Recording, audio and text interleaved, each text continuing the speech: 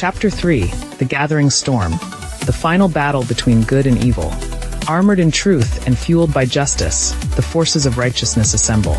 Opposing them, powers of darkness marshal deceit, violence, and seduction.